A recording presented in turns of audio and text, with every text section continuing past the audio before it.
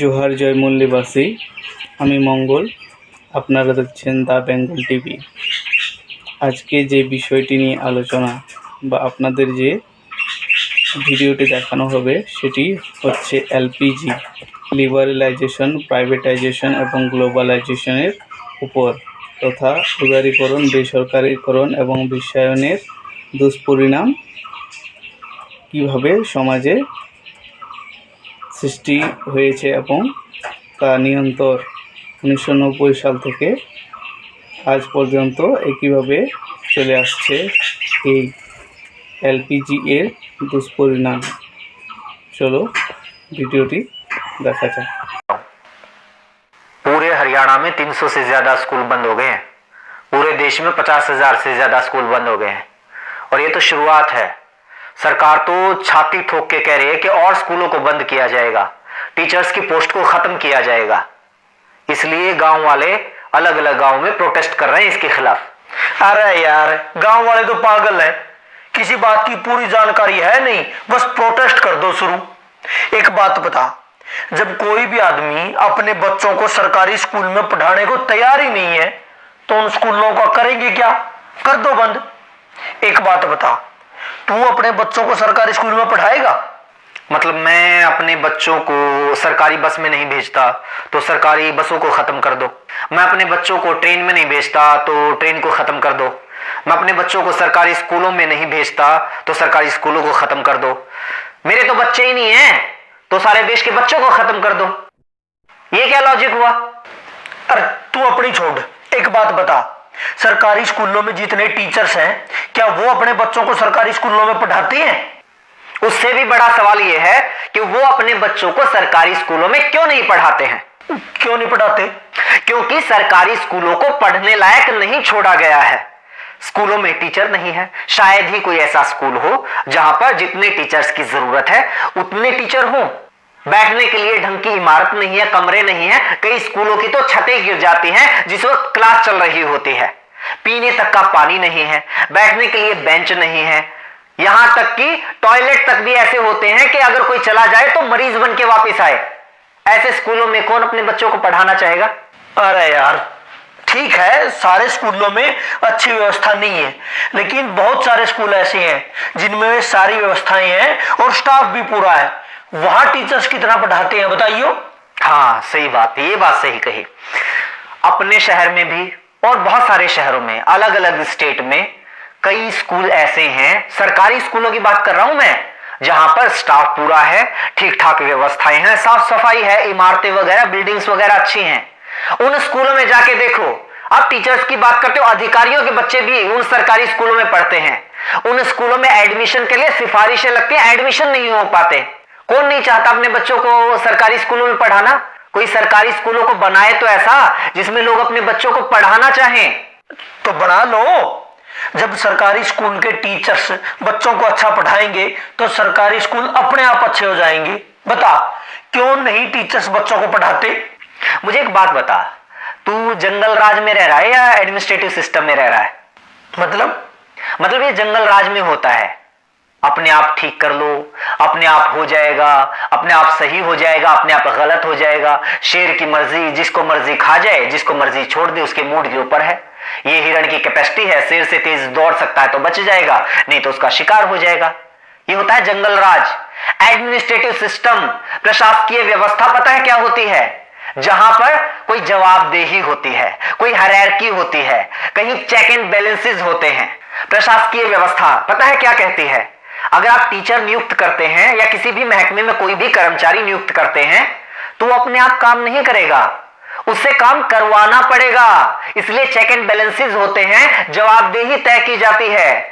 Teachers को अगर नियुक्त किया गया है तो वो काम नहीं करेंगे या काम करेंगे, ये देखने के लिए हेडमास्टर या प्रिंसिपल को नियुक्त किया जाता है। और सिस्टम ये मानकर चलता है कि वो प्रिंसिपल भी अपनी मर्जी से काम नहीं करेगा, उसके ऊपर भी बीओ की नियुक्ति होगी और वो भी अपनी मर्जी से काम नहीं करेगा, उसकी जवाबदेही तय करने के लिए डीओ की नियुक्ति होगी। डीओ के ऊपर और अधिकारी होगा, उसके ऊपर और अधिकारी होगा, उसके ऊपर शिक्षा मंत्री होगा और उसके ऊपर मुख्यमंत्री होगा। यानी अगर कोई एक टीचर किसी स्कूल में सही से नहीं पढ़ा रहा है तो ये सिर्फ उस टीचर का फेलियर नहीं है, सिर्फ उसकी गलती, उसकी कमी नहीं है, ये पूरे के पूरे सिस्टम की, शिक्षा मंत्री की, मुख्यमंत्री तक की जिम्मेदारी है।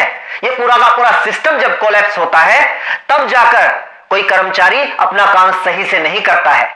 हद है यार, तुम तो ये कह रहे हो कि मतलब हिंदुस्तान के हरियाणा राज्य के जींद जिले के किसी तहसील के किसी गांव के किसी कोने में बने हुए सरकारी स्कूल में एक अध्यापक पढ़ा नहीं रहा तो उसके लिए जिम्मेदार शिक्षा मंत्री, उसके लिए जिम्मेदार मुख्यमंत्री है।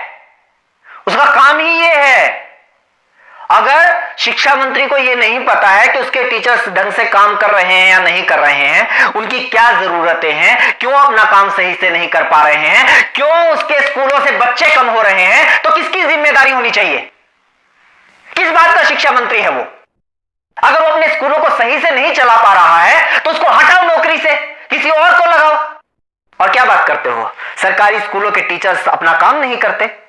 यही सरकार होती है ना, यही सरकारी कर्मचारी होते हैं जब इन लोगों की ड्यूटी लगा दी जाती है कि जाके पता करो गांव में कितने लोग खुले में शौच करने के लिए जाते हैं। सुबह 4 बजे 5 बजे उठ के बाहर कौन पोटी करने के लिए जा रहा है, उनकी गिनती यही टीचर्स करते हैं। कभी परिवार पहचान पत्र बनाने में ड्यूटी लगा दी जाती है, कभी कावड़ियों की सेवा में लगा दी जाती है, कभी मेले और मंडियों में ड्यूटी लगा दी जाती है, और उन टीचर से यही सरकार काम लेती है। वो काम तो बड़े अच्छे से कर देते हैं टीचर्स। पता है क्यों? क्योंकि सरकार टीचर से वो काम करवाना चाहती है, शिद्दत से करवाना चाहती है, इसलिए वो काम करवा लेती है। लेकिन यही सरकार नहीं चाहती कि टीचर्स स्कूलों में पढ़ाएं। इसलिए मैं भी मानता हूं बहुत सारे टीचर्स अपना काम ईमानदारी से नहीं करते होंगे, क्योंकि उनको पता है कोई चेक एंड बैलेंस नहीं है, कोई जवाबदेही नहीं है, और सरकार खुद नहीं चाहती कि सरकारी स्कूलों में पढ़ाई हो, ताकि बच्चे धीरे धीरे स्कूलों से अपना नाम कटवा कर प्राइवेट स्कूलों में चले जाएं, फिर स्टूडेंट्स की संख्या कम हो जाए और सरकार को बहाना मिल जाए, बच्चे तो आ ही नहीं रहे, स्कूल बंद कर दो। ये ज्ञान देने वाले बहुत मिलेंगे। टीचर्स पढ़ाना शुरू कर दो तो स्कूल अपने आप अच्छे हो जाएंगे। लोग रिश्वत लेना बंद कर दो तो अपने आप करप्शन खत्म हो जाएगा। लोग साफ सफाई रखने लग जाएं तो अपने आप स्वच्छता हो जाएगी। लोग प्रदूषण फैलाना बंद कर दें तो अपने आप पर्यावरण अच्छा हो जाएगा। एडमिनिस्ट्रेटिव सिस्टम में लोग अपने आप नहीं करते, सिस्टम तय करता है कि आपको क्या करना है। देश चला रहे हो, ये सत्संग भवन नहीं चल रहा है यहां पे। चल ठीक है, ये जो पढ़ा रहे हैं या नहीं पढ़ा रहे, सैलरी पता है उनकी कितनी है? 70,000, 80,000। प्राइवेट स्कूलों में भी टीचर हैं 20-20, 25-25 हजार में, इनसे काफी अच्छा पढ़ाते हैं, इनकी सैलरी इतनी क्यों है? अब इस बात को तो क्या जवाब दूं? रुक एक बार, एक लिस्ट में इसी की निकाली थी मैंने। अपने देश में बहुत सारे लोगों को यह लगता है कि टीचर्स की सैलरी बहुत है, लेकिन जो दुनिया के अच्छे अच्छे देश है ना, जहां पर अच्छा एजुकेशन सिस्टम है, लाइफ लिविंग स्टैंडर्ड है, जहां का वीजा लगवाने के लिए दुनिया भर के लोग मरते हैं, उन देशों की बात कर। कनाडा में $1 लाख सालाना, $1 लाख सालाना टीचर्स की औसत इनकम है। पता कितना हुआ?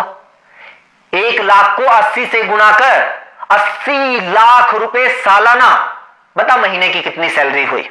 जर्मनी में 63,000 यूरो, वो भी लगभग 80 रुपए के बराबर है, उसको भी 80 से गुना कर। आगे आजा, नीदरलैंड में 60,000 यूरो, ऑस्ट्रेलिया में 98,000, लगभग $1 लाख, यूएसए में $60,000, आयरलैंड में $48,000, डेनमार्क में 47,000 यूरो, ऑस्ट्रिया में 45,000 यूरो। और तुम लोगों को यह लगता है कि हमारे देश में टीचर्स की सैलरी तो पता नहीं बहुत ज्यादा है। प्राइवेट स्कूलों में तो 20,000 में पढ़ा रहे हैं। जब सरकारी स्कूल वालों की 20,000 रुपए सैलरी कर दोगे ना, तो फिर 10,000 वाले आएंगे, वो कहेंगे कि हम 10,000 में पढ़ाने के लिए तैयार हैं। और जब 10,000 सैलरी कर दोगे तो 5,000 वाले आएंगे, और जब 5,000 कर दोगे तो 500 रुपए वाले आएंगे कि हम 500 रुपए में पढ़ाने के लिए तैयार हैं। और जब 500 कर दोगे तो वो लोग भी आएंगे कि जी बस 2 टाइम की रोटी दे देना, हम तो उसी में पढ़ा लेंगे। और जब वो भी कर दोगे तो वो भी आएंगे कि रोटी की भी जरूरत नहीं है, सिर छुपाने के लिए बस छत दे देना तो हम पढ़ा लेंगे। कितना नीचे जाओगे? बनना तो अमेरिका कनाडा है, लेकिन नीतियां तुम्हें सोमालिया जैसी चाहिए। इसीलिए तो हमारे देश के जो अच्छे वैज्ञानिक हैं वो मौका मिलते ही विदेश में कट लेते हैं। अच्छे इंजीनियर विदेश में चले जाते हैं, और अच्छे पढ़ाने वाले भी विदेश में चले जाते हैं। दुनिया का ढंग का ऐसा कोई विकसित देश उठाकर देख लो, वहां पर शिक्षा मुफ्त होगी या फिर बहुत थोड़ा बहुत खर्च करके कोई भी अपने बच्चों को अच्छी शिक्षा दे सकता है। स्वास्थ्य सेवाएं मुफ्त होंगी या फिर थोड़े बहुत खर्चे पर कोई भी अपना इलाज करवा सकता है। हाँ, ये आई बात। मुफ्त स्वास्थ्य सेवाएं, मुफ्त शिक्षा, मुफ्त ट्रांसपोर्ट, मुफ्त। ये जो मुफ्त की रेवड़ियां वाला सिस्टम है ना, यही गलत है। क्यों दे भाई मुफ्त? एक तो ये बात गलती से मुझसे ही निकल गई। फ्री फ्री क्या होता है? तो सरकार को टैक्स देता है। हाँ, 28% तक जीएसटी देता है। दूध दही तक के ऊपर भी टैक्स है, पानी तक के ऊपर टैक्स है। कहीं इनकम टैक्स, कहीं प्रॉपर्टी टैक्स, कहीं जुर्माना है, कहीं टोल टैक्स, गाड़ी लो तो टैक्स, सुई लो तो टैक्स, हवाई जहाज लो तो टैक्स। 50 तरह के टैक्स देता है। पैदा होने वाले बच्चे से लेकर मरने वाले आदमी तक इस देश में हर कोई टैक्स देता है। एक भिखारी से लेकर अडानी अंबानी तक इस देश में हर कोई टैक्स देता है। लेकिन बदले में सरकार क्या देती है? अगर बदले में सरकार हमारे बच्चे को एजुकेशन तक नहीं दे पाती, बदले में सरकार हमारे बच्चे को हेल्थ सर्विसेज तक नहीं दे पाती, तो किस बात का टैक्स भाई? बात पता है क्या है? आज तो तुम लोगों की थोड़ी बहुत औकात हो गई है कि भाई 5-10 हजार रुपए महीने के तो अपने चिंटू मिंटू को पढ़ाने के लिए हम दे ही सकते हैं, इसलिए क्या करना है सरकारी स्कूलों का? करो बंद। अपने चिंटू मिंटू की चिंता है, लेकिन वो जो मनरेगा के मजदूर हैं वो कहां से लेके आएंगे भाई 5-5, 10-10 हजार रुपए महीने की फीस? उनके बच्चे कहां पढ़ेंगे? मजदूरों के बच्चे, गरीब किसानों के बच्चे, उन लोगों के बच्चे कहां पढ़ेंगे जो लोग दिन में 100 रुपए कमा के लेके आते हैं और 80 रुपए का पौवा पी के सो जाते हैं बीवी को पीट के? वो बच्चे कहां जाएंगे?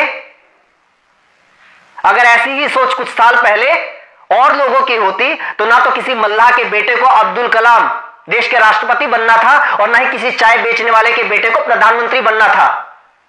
जाके पढ़ लो इन लोगों का इतिहास, जीवनियां। कौन से सेंट जोसेफ कॉन्वेंट स्कूल में पढ़े थे, इन्हीं सरकारी स्कूलों में पढ़ के इतने बड़े लोग बने हैं ये। और कॉन्वेंट स्कूलों में अपने बच्चों को पढ़ाकर चौड़ा होने वालों, याद रखना कुछ सालों के बाद अपने इन्हीं चिंटू मिंटू का नाम सरकारी कॉलेज, सरकारी यूनिवर्सिटी, सरकारी आईआईटी, सरकारी आईएएम, एनआईटी, सरकारी संस्थानों की लिस्ट में ढूंढते हुए मिलोगे। तब तो नहीं कहोगे कि ना हम तो अपने बच्चों को सरकारी यूनिवर्सिटी में नहीं पढ़ाएंगे, सरकारी कॉलेज में नहीं पढ़ाएंगे, हमें तो डीयू में एडमिशन नहीं चाहिए, पीयू में एडमिशन नहीं चाहिए, एमडीयू में केयू में एडमिशन नहीं चाहिए। तब भी पढ़ा लेना अपने बच्चों को प्राइवेट कॉलेज में या फिर प्राइवेट यूनिवर्सिटी में। पता है क्यों? क्योंकि प्राइवेट यूनिवर्सिटी से डिग्री करने वालों को तो मानते भी नहीं लोग कि ये सही डिग्री होगी, क्या पता फर्जी हो। ये रुतबा है आज भी सरकारी संस्थानों का, और कुछ साल पहले तक सरकारी स्कूलों का भी यही रुतबा था। लेकिन धीरे धीरे धीरे धीरे हालात ऐसे कर दिए कि आज सरकारी स्कूलों को बंद करने की मांग वो लोग कर रहे हैं जो खुद सरकारी स्कूलों में पढ़कर यहां तक पहुंचे हैं। मेरा ऊपर क्यों गर्म हो रहा है? मैं तो ये कह रहा हूं कि मतलब सारा सिस्टम ही खराब है। हाँ तो सिस्टम को सुधारो ना। ये क्या बात हुई? सरकारी स्कूलों को बंद कर दो, सरकारी अस्पतालों को बंद कर दो, सरकारी बस सेवा को बंद कर दो, सरकारी रेलवे को बंद कर दो। ये सारी चीजें अगर सरकारी बंद हो जाएंगी, ये सारी चीजें प्राइवेट हो जाएंगी, तो फिर सरकार क्यों सरकारी होनी चाहिए? 20,000 रुपए में शिक्षा मंत्री भी मिल जाएगा, 25,000 रुपए मुख्यमंत्री भी मिल जाएगा। असल में तो फ्री में मिल जाएगा। असल में तो उल्टा मुख्यमंत्री शिक्षा मंत्री बनने के लिए पैसे देने वाले लोग मिल जाएंगे। इनको भी ले आओ प्राइवेट। सिस्टम को सुधारने की बात करो ना। टीचर्स को दोष देके नहीं बंद करो, इनकी ज्यादा सैलरी है। वैसे जितना इनका काम है ना, इनके लिए तो 10,000 भी ज्यादा है। मतलब मेरा चाचा का लड़का है, सुबह 8-9 बजे स्कूल में जाना, 2-2:30 बजे वापिस आ जाइए, संडे की छुट्टी, कई बार सैटरडे की भी छुट्टी, फिर होली दिवाली, मतलब छुट्टी पता नहीं कितनी छुट्टी होती है। तनख्वाह 60,000 70,000 रुपए। और यहाँ देखो दिन रात मतलब दुकान में काम करा, होली दिवाली कितने बार तो पता नहीं छुट्टी हुआ नहीं हुआ, 9-10 घंटे कम से कम दुकान खोलते हैं, दिन रात मेहनत करते हैं, तब जाके 2 पैसे आते हैं घर में। असली समस्या तो ये है ना, मेरी बुआ का लड़का सरकारी लगा हुआ है, मेरे चाचा का लड़का सरकारी लगा हुआ है, मेरे पड़ोस में सरकारी लगा हुआ है। पूरे मोहल्ले में एक बच्चे को नौकरी मिल जाए तो सारे मोहल्ले में आग लग जाती है। इस जलन का क्या करेंगे भाई साहब? बस लोगों को ये चाहिए कि भाई हमारी एक आंख फूटी हुई है तो सामने वाले की दोनों फोड़ दो। और सरकार भी इस बात को बहुत अच्छे से समझ रही है, इसलिए तुम लोगों को बताती रहती है टाइम टाइम पे कि आज हमने किसानों की दोनों आंखें फोड़ दी, आज हमने मुसलमानों की दोनों आंखें फोड़ दी, आज जाटों की फोड़ दी, आज पटेलों की फोड़ दी, आज बैंक वालों की फोड़ दी, और अब ये सरकारी टीचर्स की फोड़ रहे हैं। तुम लोग खुश? लेकिन नागरिक तो उस दिन बनोगे ना, व्यवस्था तो उस दिन सुधरेगी ना, देश तो उस दिन आगे बढ़ेगा ना, जब खड़े होके कहोगे कि जी सामने वाले की जो दोनों आंखें हैं वो सलामत रहनी चाहिए और मेरी एक आंख फूटी हुई है उसका इलाज करवाओ, तब पता चलेगा सरकार क्या करती है।